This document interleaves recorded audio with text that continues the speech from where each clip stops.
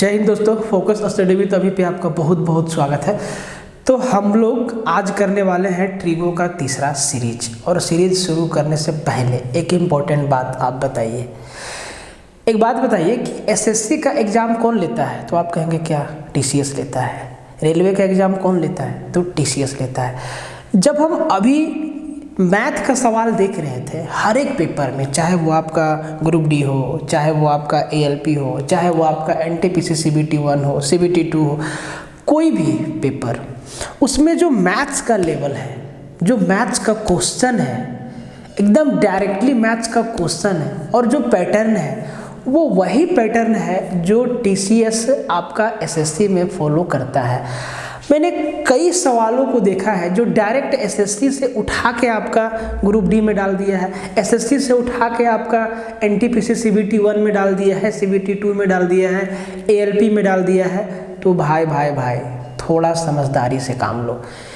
इस ट्रेंड को समझो कि टीसीएस जो है, जो सवाल एसएससी में पूछ चुका है, जिस पैटर्न पे सवाल वो पूछ चुका है, उसी पैटर्न पे सवाल वो रेलवे पे डालता है और डालेगा। ये भी आप समझ लो बात को।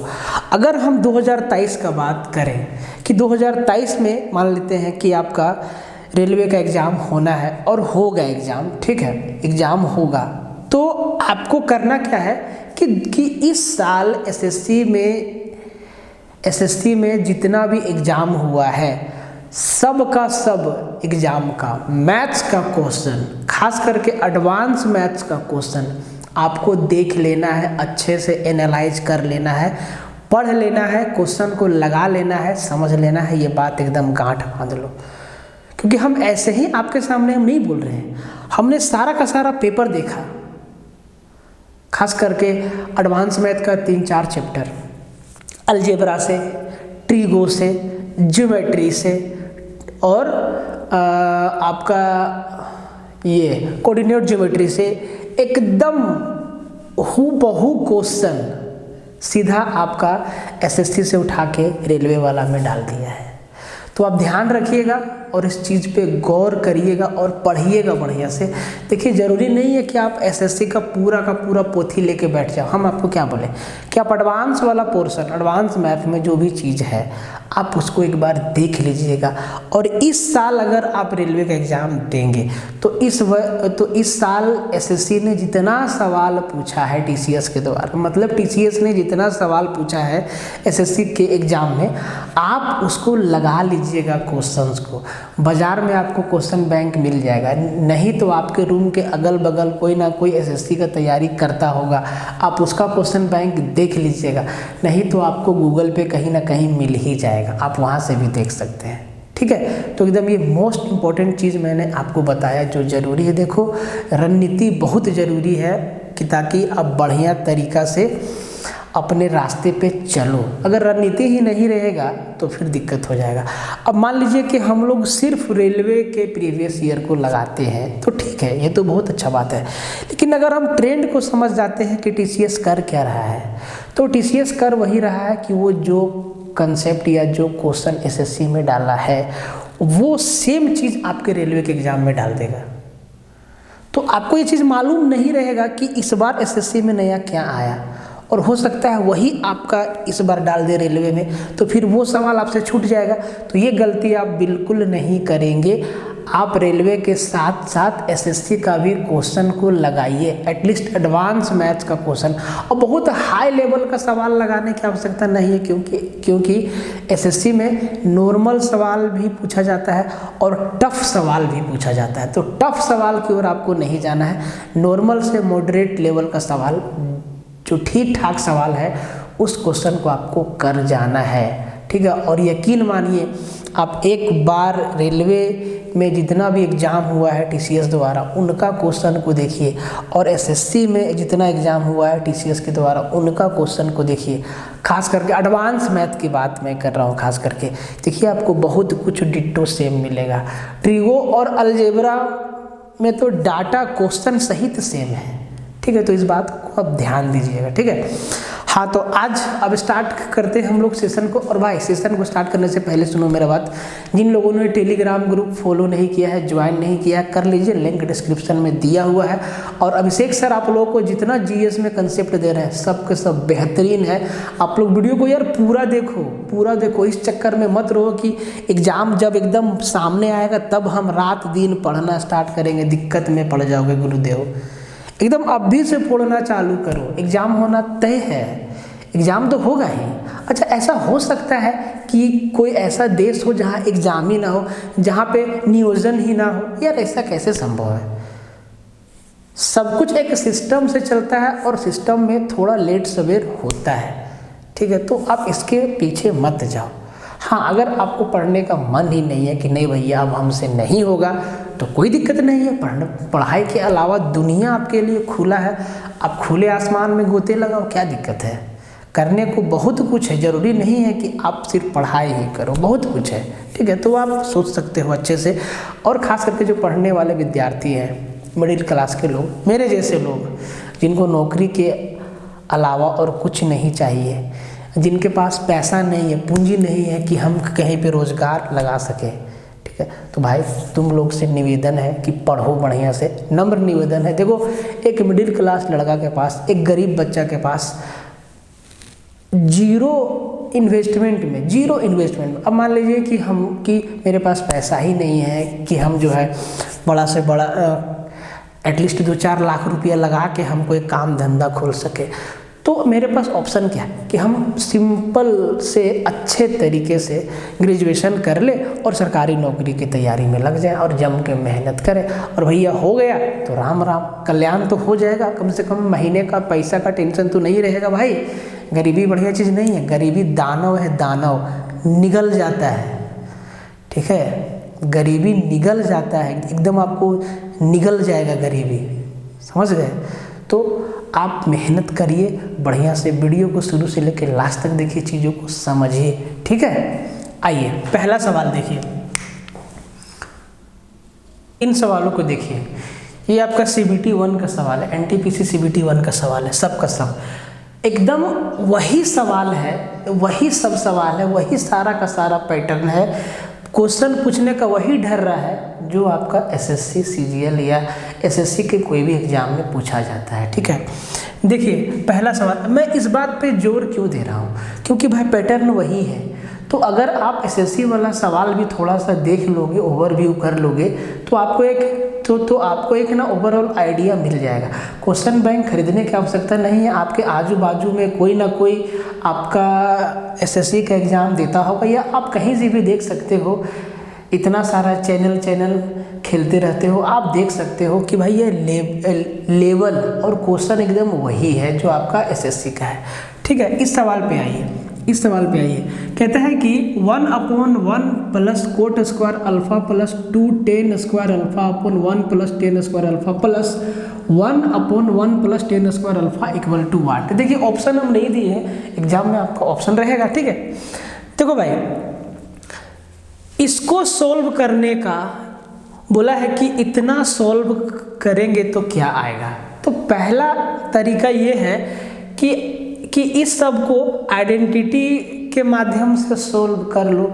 अगर आपको नहीं समझ में आता है तो कोट और टेन को साइन और कोस में कन्वर्ट कर लो, आपका आंसर आ जाएगा। दूसरा मेथड, अगर हम वैल्यू पुटिंग समझते हैं, अगर हम वैल्यू पुट करना जानते हैं, तो ऐसा सवाल आपका आसानी से सॉल्व हो जाएगा।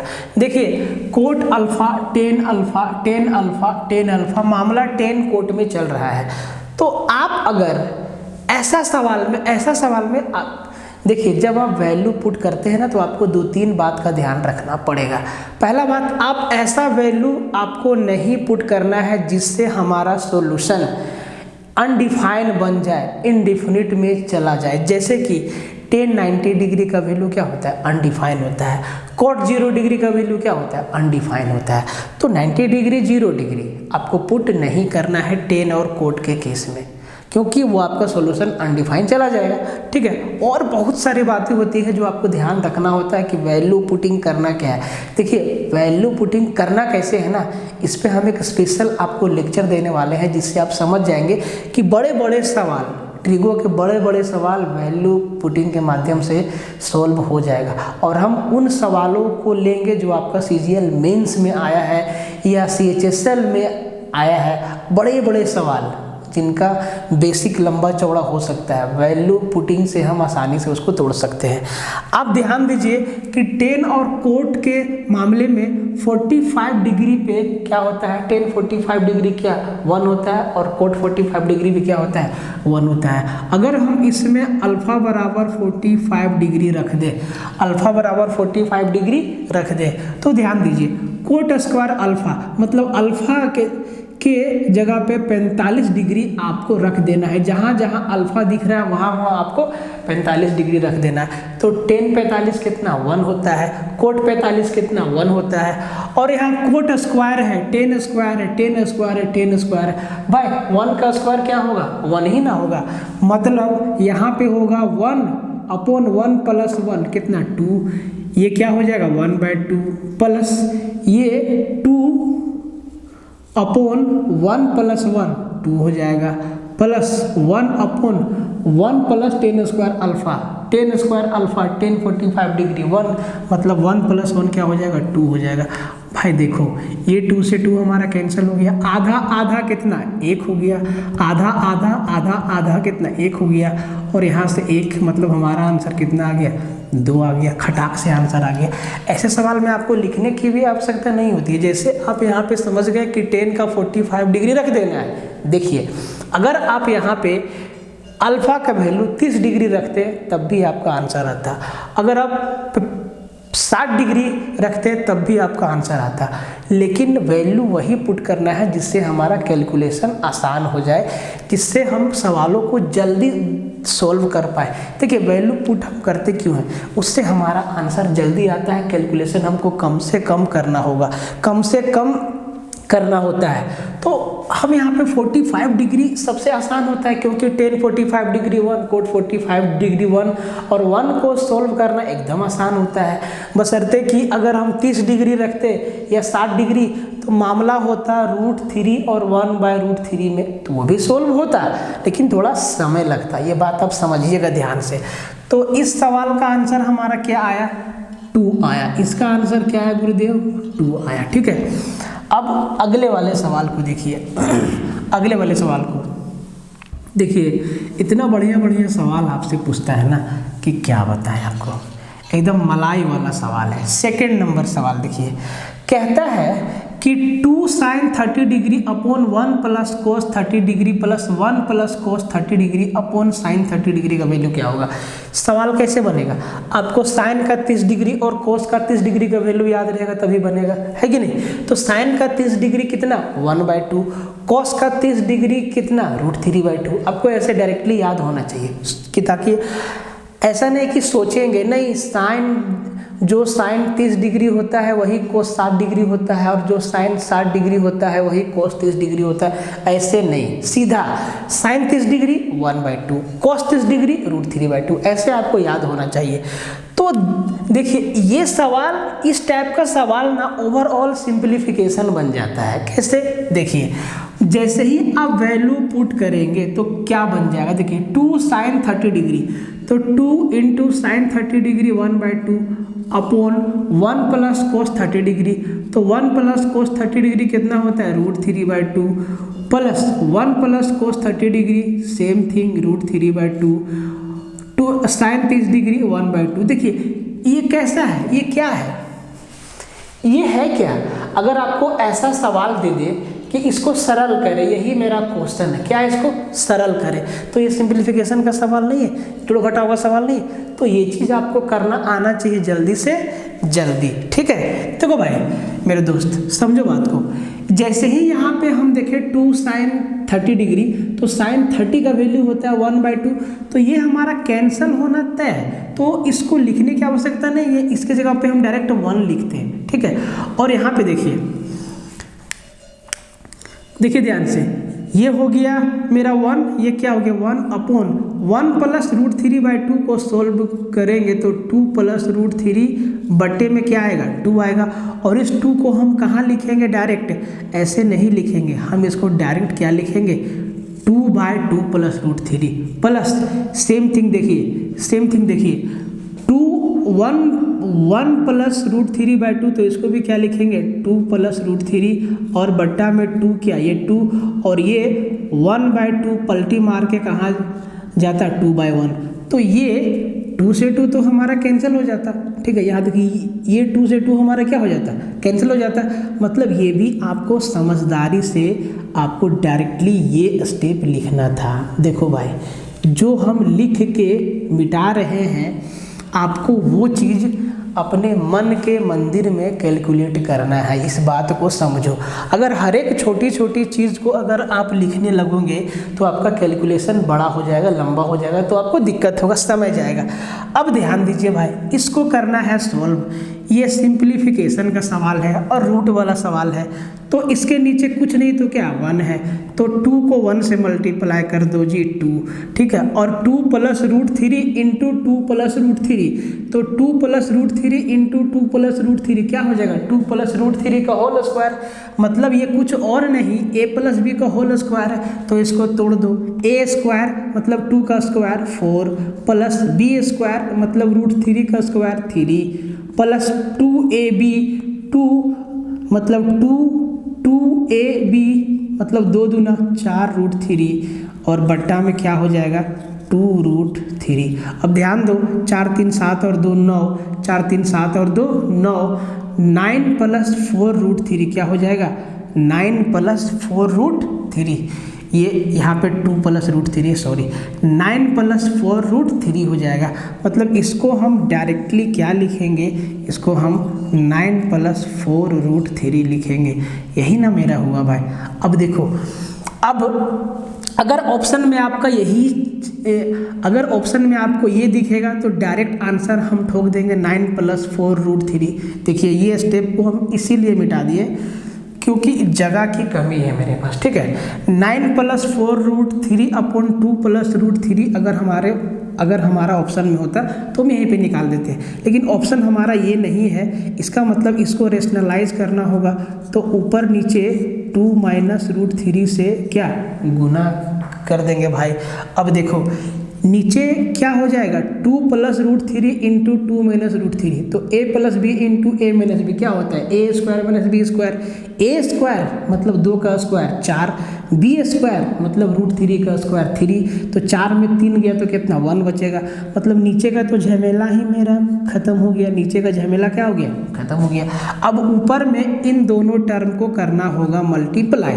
तो देखो 2 से सबसे पहले मल्टीप्लाई करो, तो 2 नम्मा 18 प्लस 4 दूना 8 रूट 3। अब माइनस रूट 3 से इसको मल्टीप्लाई करो, तो ये हो जाएगा माइनस का 9 root 3 minus minus plus root 3 into root 3 root 3 गुना रूट 3 कितना 3 होगा, और ये क्या हो जाएगा 4 तिहाई 12। अब देखो प्लस 8 रूट 3 माइनस 9 रूट 3, यहाँ से कितना आएगा माइनस का रूट 3, और 18 में 12 गया तो कितना 6 माइनस रूट 3 हमारा क्या हो जाएगा आंसर हो जाएगा। ये सवाल आपको क्यों दिया, आपका टाइम जाएगा कैलकुलेशन में, और इसमें कुछ नहीं है। ये वैल्यू सबको याद होता है, काम शुरू होता है वैल्यू पुट करने के बाद कि आप कितना जल्दी कैलकुलेट कर सकते हैं। तो इसका आंसर क्या हो गया मेरे दोस्त 6 माइनस रूट 3 क्या हो गया 6 माइनस रूट 3 क्या हो गया इसका आंसर हो गया। ये बात आपको समझ में आया। नेक्स्ट क्वेश्चन पे आइए। अब आप जरा ध्यान दीजिए, नेक्स्ट क्वेश्चन पे आइए। तो नेक्स्ट क्वेश्चन है हमारा, if sine theta equal to 3/4, sine theta equal to क्या है 3/4, तो पूछा है हमसे then 16 cos square theta plus 10 square theta का वैल्यू क्या होगा। 16 cos square theta plus 10 square theta का वैल्यू क्या होगा। तो आप इसको पाइथागोरस थ्योरम से तोड़ लीजिए ना। देखिए साइन थीटा इक्वल टू क्या होता है, साइन थीटा इक्वल टू क्या होता है। आप कहेंगे sir sine theta equal to, sine theta जो है परपेंडिकुलर और हाइपोटेनस का रेशियो बताता है, और ये 3 और 4 है। क्या है? 3 और 4 है। अगर हाइपोटेनस 4 है और परपेंडिकुलर 3 है तो पाइथागोरस थ्योरम से बेस हमारा कितना हो जाएगा? 4 चौके 16, 16 में 9 गया 7, मतलब बेस हमारा कितना हो जाएगा? बी हमारा कितना होगा? √7 होगा। ठीक है, ये ऐसे आपको निकालना आना चाहिए, फटाक से रहे। ठीक है, अब देखिए PBH हमारे सामने है 16 इंटू कोस स्क्वायर थीटा, तो 16 इंटू कॉस थीटा किसका रेशियो बताता है? तो आप कहेंगे सर कॉस थीटा B/H होता है, बेस और हाइपोटेनस का रेशियो बताता है कॉस थीटा। तो बेस हमारा क्या है? √7 और H हमारा कितना? 4, तो √7/4 और √7/4 का होल स्क्वायर मतलब 7/16 प्लस 10 स्क्वायर थीटा 10 किसका रेशियो बताता है? तो आप कहेंगे sir tan theta equal to होता है P/B। tan थीटा जो है लंब और आधार का अनुपात बताता है, रेशियो बताता है। तो P हमारा क्या है? 3 और 3 का स्क्वायर क्या होगा? 9 प्लस B हमारा क्या है? √7 और √7 का स्क्वायर क्या होगा? 7। अब आप ध्यान दीजिए भाई मेरे, ये 16 से 16 हमारा उड़ गया, क्या बचा? 7 प्लस 9/7, तो इसको जोड़ दीजिए, 7 7 49 और 9 58/7 हमारा क्या हो जाएगा? इसका आंसर हो जाएगा। मतलब 16 cos square theta plus 10 square theta का वैल्यू कितना? 58/7 हमारा क्या हो गया?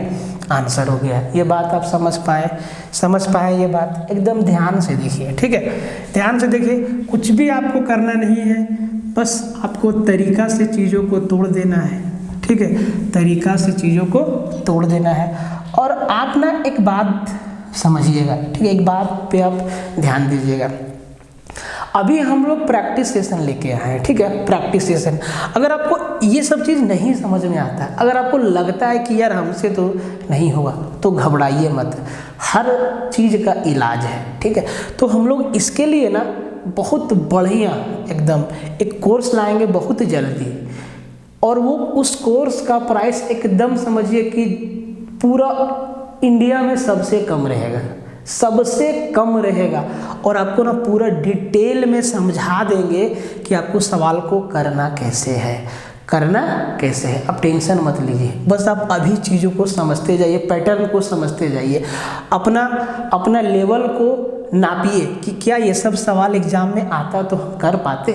ठीक है, देखिए क्वेश्चन नंबर नेक्स्ट देखिए, ये हो गया मेरा, इसको देखिए, कहता है कि if tan alpha equal to √3+2 then tan alpha minus cot alpha का वैल्यू क्या है। ऐसा सवाल हमारा प्रैक्टिस में आ चुका है।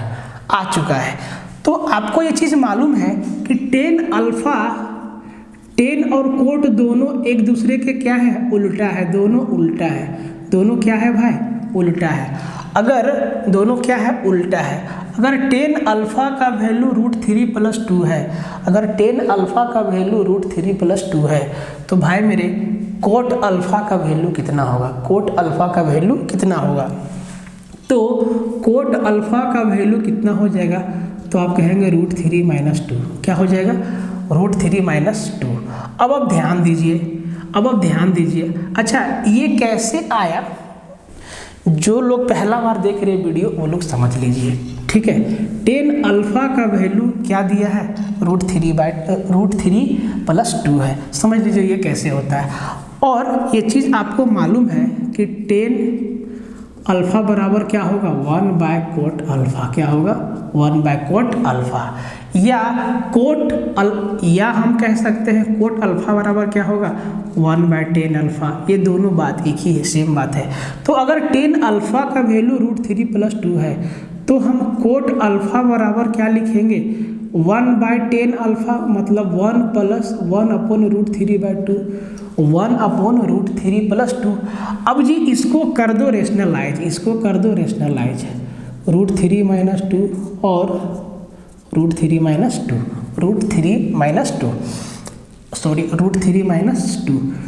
तो ऊपर हमारा क्या रह जाएगा? ऊपर हमारा क्या रह जाएगा, ऊपर हमारा रह जाएगा √3 - 2, नीचे क्या हो जाएगा a + b × a - b, a + b × a - b क्या होता है a² - b², तो a² मतलब √3 का स्क्वायर 3 - b² मतलब 2 का स्क्वायर 4। क्या बचा, क्या बचा, देखो क्या बचा, बचा हमारा 3 में 4 गया तो क्या बचा -1 बचा नीचे, इसका मतलब ऊपर हो जाएगा -√3 + 2, क्या हो जाएगा -√3 और ये हमारा क्या हो जाएगा प्लस का 2 हो जाएगा। तो जी tan अल्फा √3 + 2 और कोट अल्फा क्या होगा माइनस का √3 + 2। देखिए tan अल्फा का वैल्यू ये था और कोट अल्फा का वैल्यू क्या आया -√3 + 2। अच्छा उसमें मिस्टेक होता है। देखो अब दोनों चीज़ आपके सामने है, तो tan अल्फा क्या होगा बोलेंगे सर √3 +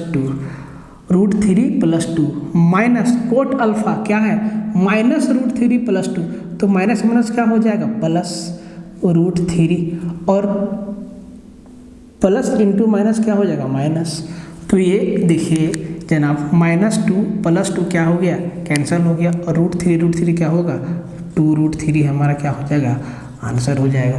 तो जी इसका आंसर क्या हो गया 2√3, क्या हो गया आंसर 2√3 हमारा क्या हो गया आंसर हो गया। अब देखिए अब आप ध्यान दीजिए कि भाई इन सवालों को ये इसका बेसिक होता है, ये इसका क्या होता है बेसिक होता है, ये इसका बेसिक होता है। तो अगर हम इसको ऐसे भी लिख देते ना भाई तो भी आपका आंसर वही आता, अगर हम इसको ऐसे भी लिख देते तो भी हमारा आंसर वही आता। देखो अगर हम इस जो हम शुरुआत में आपको बताए थे कि tan अल्फा कोट अल्फा क्या होता है एक दूसरे का उल्टा होगा, तो tan अल्फा बराबर क्या है √3 + 2। तो जी कोट अल्फा आपको क्या लिखना है, कोट अल्फा क्या लिखना है √3 - 2 सीधा। अब इन दोनों को घटा दीजिए वही तो tan alpha minus cot alpha, तो √3 + 2 -√3 और माइनस है तो अंदर का साइन चेंज हो जाएगा, अंदर का साइन चेंज हो जाएगा माइनस का प्लस नहीं, ऐसे आपका आंसर गड़बड़ हो जाता क्योंकि जब हम इसको रेशनलाइज करेंगे तो यहाँ पे माइनस बचेगा। ठीक है तो थोड़ा सा आपको ध्यान देना है, ठीक है थोड़ा सा आपको ध्यान देना होगा माइनस प्लस, ठीक है ध्यान देना होगा आपको है ना।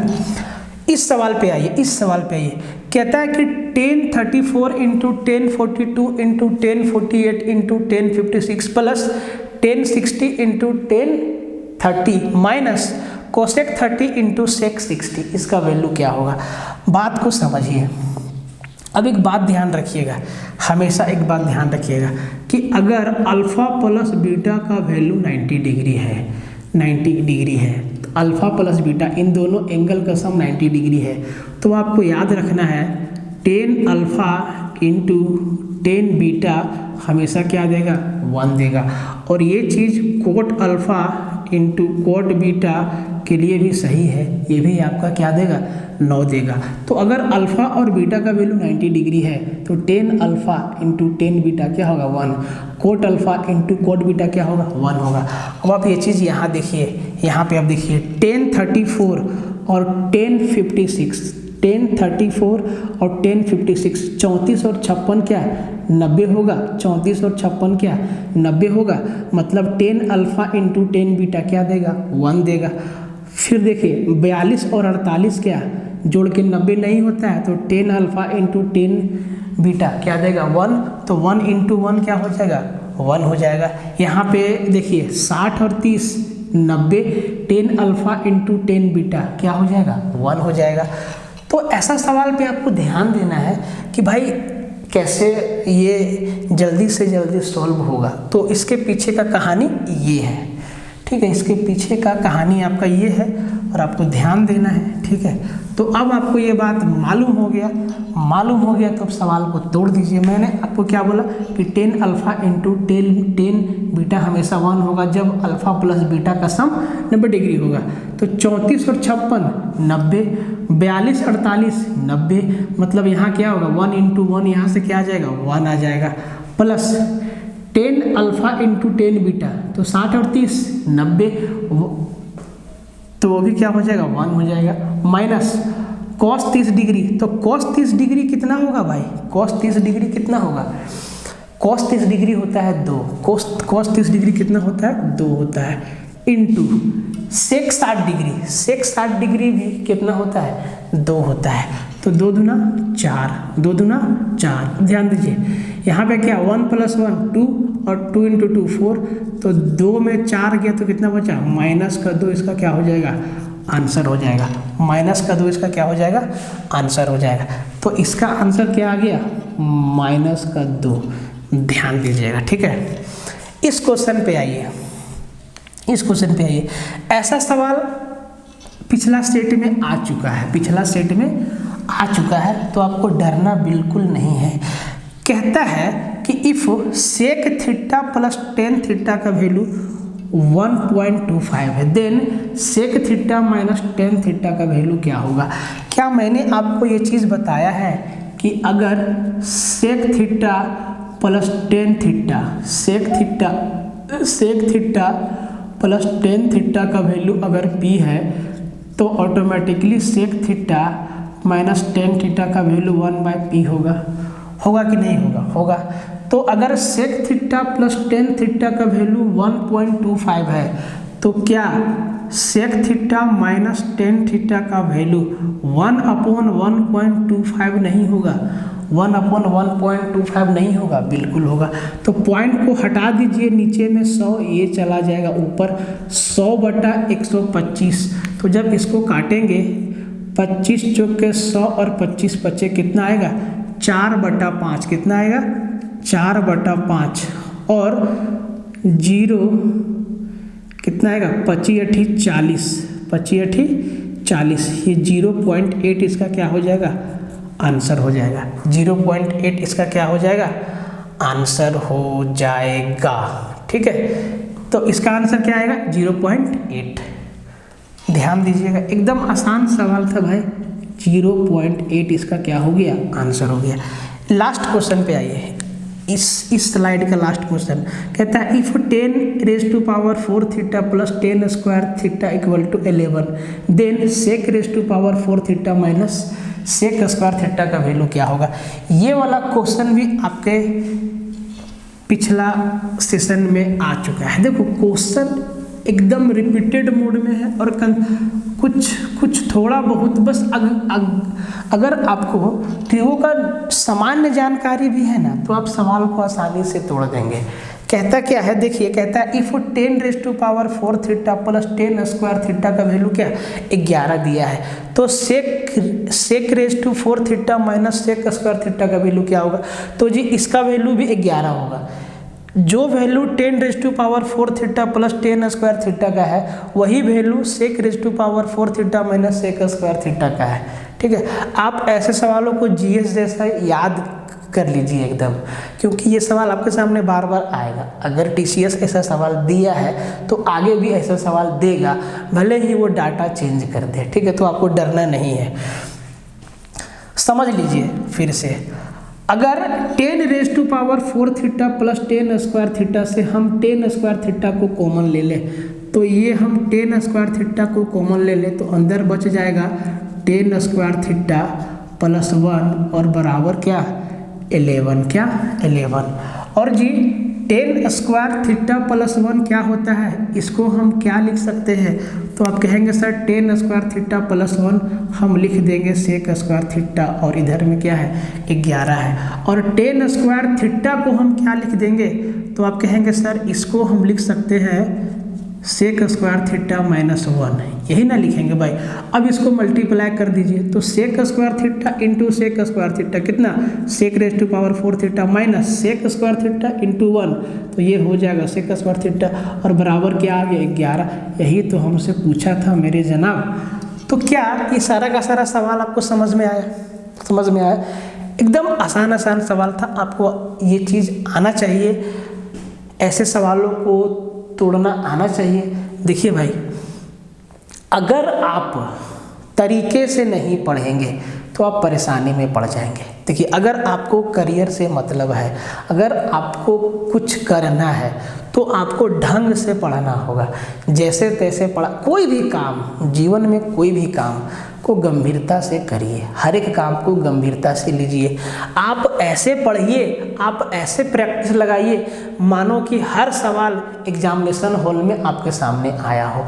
आप एग्जाम दे रहे हैं और आपके सामने ये सवाल आ गया, आप कैसे बनाएंगे?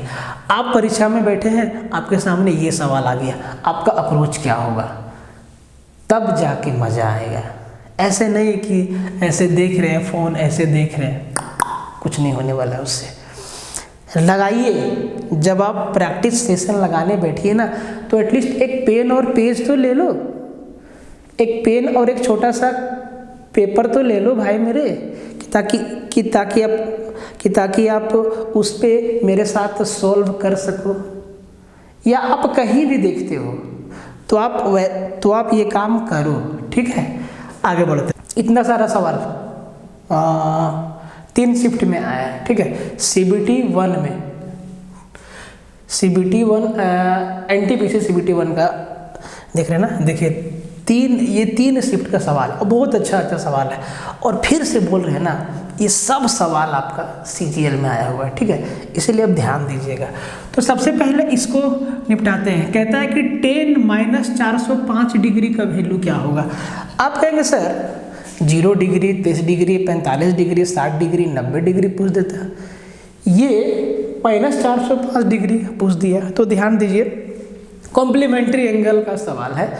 आप देखिए 10 - 405 डिग्री को, 10 - 405 डिग्री को, तो सबसे पहले आप लिख सकते हैं माइनस का 10 405 डिग्री।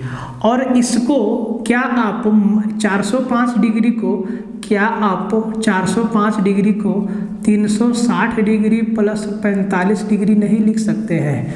बिल्कुल। और 10 360 degree plus theta, 10 360 degree plus theta होता है 10 थीटा। मतलब हम इसको लिखेंगे माइनस का 10 45 डिग्री। और 10 45 डिग्री कितना होता है? 1 होता है। और यहाँ माइनस लगा हुआ है, तो माइनस का 1 क्या हो गया? इसका आंसर हो गया। इसको ऐसे तोड़ना था, ये बात आप समझ पाए। इस सवाल को ऐसे तोड़ना था। देखिए तोड़ना सीखिए, नहीं तो फिर दिक्कत हो जाएगा, ठीक है। तो इसका आंसर क्या हो गया? माइनस का 1। तो भाई मेरे इसका आंसर क्या हो गया? माइनस का 1। इसको मिटाना होगा क्योंकि जगह अपने पास थोड़ा कम है। तो इसका आंसर क्या हो गया? माइनस का 1, ठीक है। देखो भाई, जिसका बेसिक बढ़िया होगा ना, जिसका बेसिक बढ़िया होगा ना, इन सब सवालों में वो पेन बहुत कम लगाएगा। बस ऐसे ही इसको देख लेगा। उसको ये चीज़ मालूम है, उसको ये चीज़ मालूम है कि 10 माइनस का थीटा बराबर हम -10 थीटा लिख सकते हैं। उसको ये चीज़ मालूम है। और उसको ये भी मालूम है कि 405 डिग्री को हम 360 प्लस 45 में तोड़ सकते हैं। और उसको ये मालूम है कि 10 360 प्लस थीटा बराबर 10 थीटा होता है। तो 10 फाइनली क्या आ गया? 45 डिग्री। और 10 45 क्या होता है? 1 होता है। और यहाँ माइनस लगा हुआ है, तो -1 इसका क्या हो जाएगा? आंसर हो जाएगा। ये चीज़ आपको पता होना चाहिए, नहीं तो फंस सकते हैं। देखिए होगा कुछ नहीं, बस एक सवाल आपसे छूट जाएगा। और ना जाने एक सवाल छोड़ने के चलते आप रैंक में कितना नीचे गिर जाएंगे, ठीक है। तो ये इस बात का ध्यान देना है। ये हमारा कंप्लीट हो गया। इस पे आइए, कहता है कि √1 - sin square theta divide by 1 - cos square theta. अब इसको भाग देना है इसमें, ठीक है। तो भाई एक बात बताओ कि 1 - sin स्क्वायर थीटा को हम क्या लिख सकते हैं? 1 - sin स्क्वायर थीटा को हम क्या लिख सकते हैं? बोलेंगे सर इसको हम लिख देंगे cos square theta upon 1 - cos square theta को हम क्या लिख सकते हैं? बोलेंगे सर sin स्क्वायर थीटा। और इस पर क्या लगा है? गुरुदेव रूट लगा है। और cos square theta upon sin square theta को हम क्या लिख देंगे? बोलेंगे सर कोट स्क्वायर थीटा लिखेंगे। और कोट स्क्वायर और under root cot square theta को हम क्या लिखेंगे? तो कोट थीटा लिखेंगे। और यही क्या हो जाएगा? इसका आंसर हो जाएगा फटाक से। तो जी इसका आंसर क्या हो गया? कोट थीटा, कोट थीटा, ठीक है। देखिए आप रेलवे के लिए जो भी सेट लगाते होंगे, अब जो भी सेट लगाते होंगे, आप देखिएगा ये सारा का सारा सवाल आपको दिखेगा, ठीक है। यहाँ पे फर्जीवाड़ा ऐसा नहीं है कि हम दिखा दिए कुछ और बता दिए कुछ और, ठीक है भाई। तो अगर संभव हो, अगर आपकी मर्जी हो तो आप पेन कॉपी लेके बैठिएगा। फिर से बोल रहे हैं, इससे ना आप ही को फायदा होगा और अल्टीमेट फायदा होगा। इस सवाल पे आइए, कहता है कि if cot A equal to 12/5, cot A का वैल्यू 12/5 दिया हुआ है पाइथागोरस थ्योरम से, ठीक है। Then sine A plus cos A into cosec A का वैल्यू क्या होगा। देखो भाई, कॉस, सबसे पहले ये जानो कि कॉट जो है, कोट जो है किसका रेशियो बताता है। तो कोट जो है बेस और परपेंडिकुलर का रेशियो बताता है, जो कि आपका 12 और 5 दिया है, 12 और 5 दिया है। परपेंडिकुलर 5 है, बेस 12 है। पाइथागोरस थ्योरम से हाइपोटेनस आपको क्या निकाल लेना है, 13 निकाल लेना है। अब देखिए पूछा क्या है, साइन ए प्लस कोस ए। तो साइन किसका रेशियो बताता है, तो साइन जो है परपेंडिकुलर और हाइपोटेनस का रेशियो बताता है, मतलब ये हो जाएगा 5/13 प्लस कॉस ए, कॉस किसका रेशियो बताता है, तो कॉस बेस और हाइपोटेनस का रेशियो बताता है, तो ये हो जाएगा 12/13 और ये दोनों ब्रैकेट में है और इसके गुना में क्या है, कोसेक ए। कोसेक किसका रेशियो बताता है, तो कोसेक जो है हाइपोटेनस और परपेंडिकुलर का रेशियो बताता है। हाइपोटेनस मतलब h और परपेंडिकुलर मतलब 5, तो ये 13/5 हो गया। अब इसकी को आप तोड़ मरोड़ दीजिए, तो यहाँ तो सीधा हो जाएगा 12 और 5 17/13 गुना 13/5, तो ये 13 से 13 क्या हो गया, कैंसल। कितना आंसर हो गया, 17/5 हमारा क्या हो गया, आंसर हो गया। तो इस वाला सवाल का आंसर क्या हो गया दोस्त, 17/5 इसका क्या हो गया गुरुदेव, आंसर हो गया। देखिए मुश्किल कुछ भी नहीं है, एकदम आसान है, ठीक है। इस क्वेश्चन पे आइए, देखिए ये क्वेश्चन कितना बार रिपीट कर रहा है आपके सामने कि sec minus tan theta equal to 1/3। तो sec plus tan theta equal to क्या होता है, तो sec theta minus tan theta और sec theta plus tan theta एक दूसरे के उल्टे होते हैं। तो अगर सेक माइनस टेन 1/3 है तो 1/3 का उल्टा क्या, 3 हो जाएगा, तो 3 हो जाएगा। तो sec theta plus tan theta क्या हो जाएगा, डायरेक्ट 3 हो जाएगा। ऐसा ये मेरे ख्याल से चौथा 5वां सवाल होगा आज तीसरा दिन में, है कि नहीं। इस सवाल पे आइए, कहता है कि cosec theta into tan theta divide by cos theta का वैल्यू क्या होगा। कुछ नहीं करना है, आप इसको बेसिक से कर दीजिए, सबसे जल्दी हो जाएगा। कोसेक थीटा को हम क्या लिख सकते हैं, 1/sin थीटा इंटू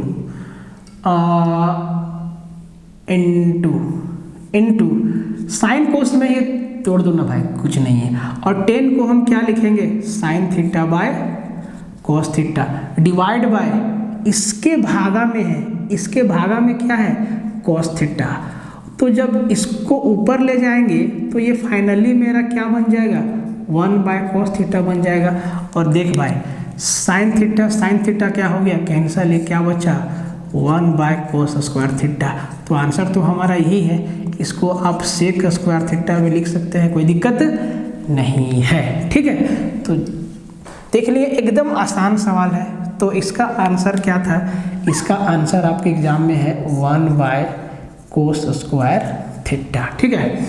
अब इस वाले सवाल पे आइए, ये वाले सवाल पे आइए, ठीक है। देखो एक एक सवाल को तोड़ो एकदम कायदे से, फायदे में रहोगे, ठीक है। कायदे से तोड़ो, फायदे में रहोगे।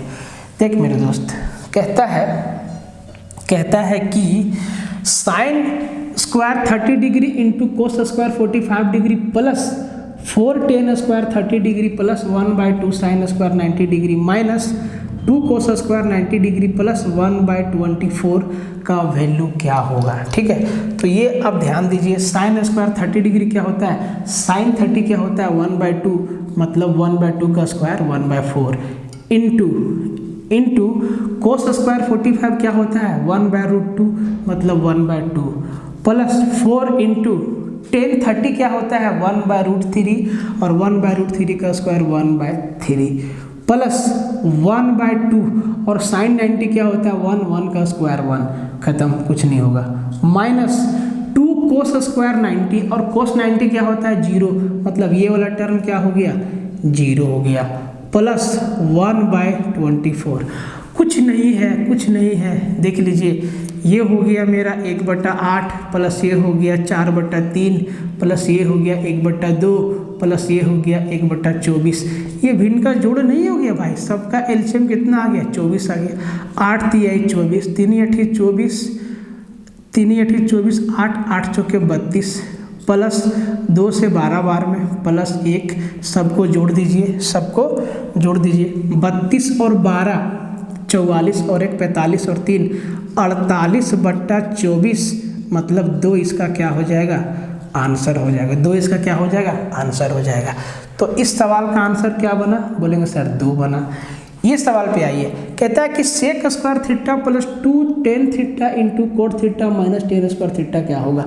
देखिए सवाल को आप ध्यान से देखिए, क्या आपको मालूम है sec square theta minus tan square theta क्या होता है। Sec square theta minus tan square theta क्या होता है, बोलेंगे सर 1 होता है। क्या होता है, 1 होता है। Plus 2 tan theta into cot theta, 10 into coat क्या होता है, 1 होता है। और 1 इंटू 2 मतलब इस सवाल का आंसर क्या हो गया, ये हमारा 3 क्या हो गया, इसका आंसर हो गया।